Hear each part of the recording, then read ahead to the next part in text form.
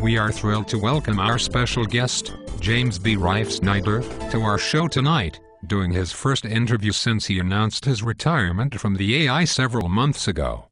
Welcome, Jim. Thank you, Stan. It is a distinct honor to be with you tonight. Let's get started.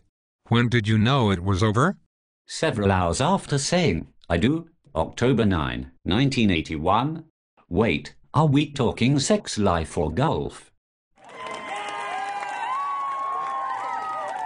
I hasten to remind you that you share a computer with your wife and, although currently disabled, she probably is wielding a cane.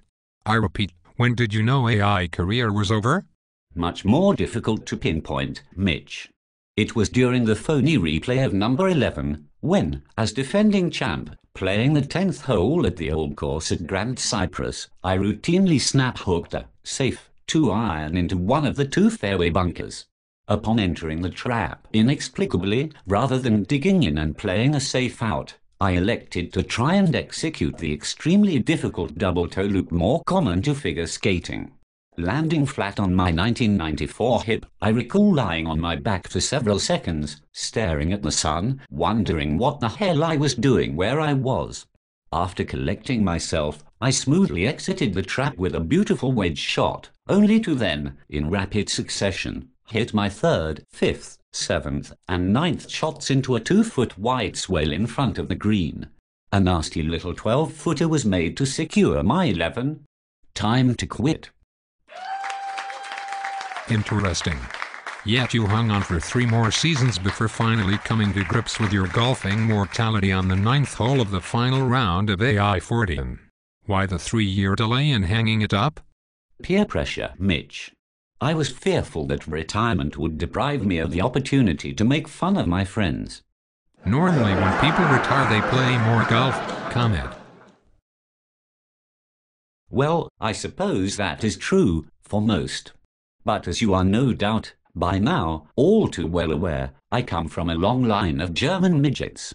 We of such stock are known for our strong hearts, active minds and a predisposition for flatulence in closed cars.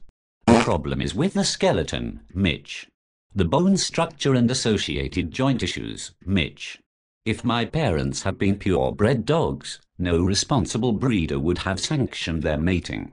It's what my grandfather the Pearl Brunner used to refer to as painful arthritis. My retirement has, naturally, forced me to delve into other recreations for diversion and fun.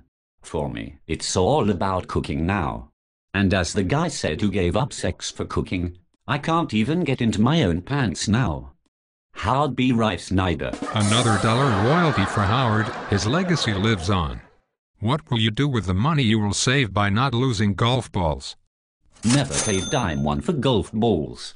The generosity of the tournament director and the Hill School's sizable golf budget have allowed me to forget the times when I flinched coughing up $1 for 3 Spalding pace setters. In fact, the aforementioned Howard B. Reif-Snyder made a hobby of collecting lost balls when living near several golf courses outside of Southern Pines, NC. Many of the better ones, he later admitted, were found before they were lost. The man had, literally, barrels full of golf balls. He split them up between my sister and me, and neither one of us, nor any members of our families will ever have to pay 15 balloons for a sleeve of Max Fly noodles. One wonders how Jews got the reputation for being the cheap ones. But I digress. Can't we assume that unlike nearly every major figure in recent memory you are not retiring to spend more time with your family? Frugal, Mitch, frugal, not cheap. Well, in fact, this move does provide me the opportunity to walk back more often, so that indeed is in the best interests of my family. What will you do to fill the 2 hours a year you used for practicing golf? I see you are still prone to exaggeration. Unless you count the time spent at the range before the 3-round eyes. More like 2 minutes otherwise. I follow Gordon's advice here. Practice is overrated.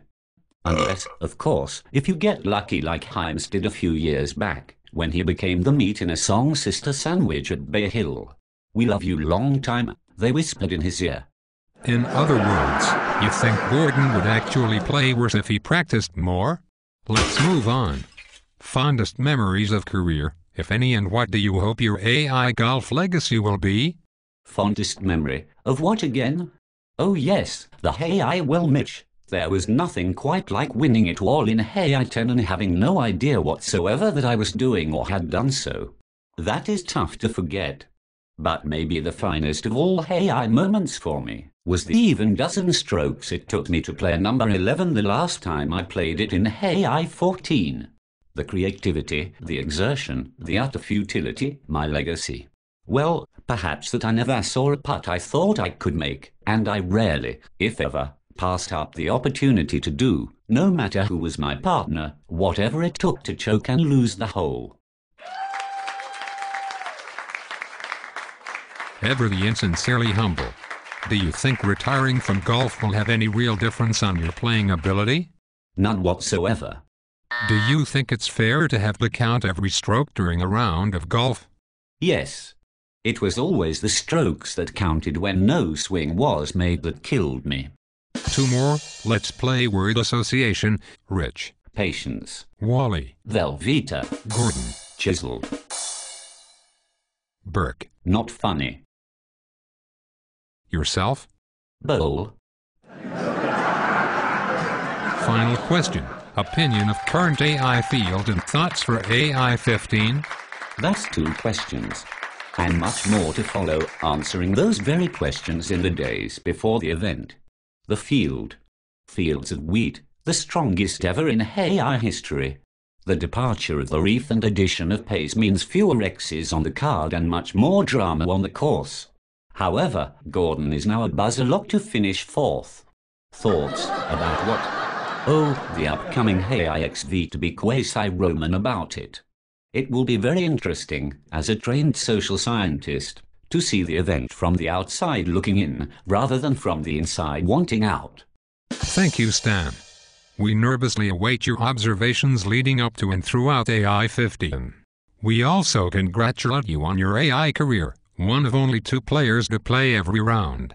Of course, the streak has now come to an end and we are completely nonplussed that you will continue to be an integral yet vaguely irksome part of the AI for years to come.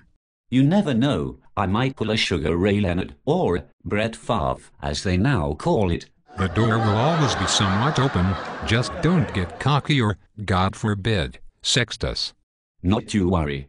The next time I play it will be with my grandson, on a par 3 course. Well, we're about out of time, Jim. Again, thanks very much for being with us for this momentous announcement. We wish you all the best in whatever lies ahead for you. Although I can't say we were very optimistic. I feel the same way. For all of us at AI Productions, good night everyone.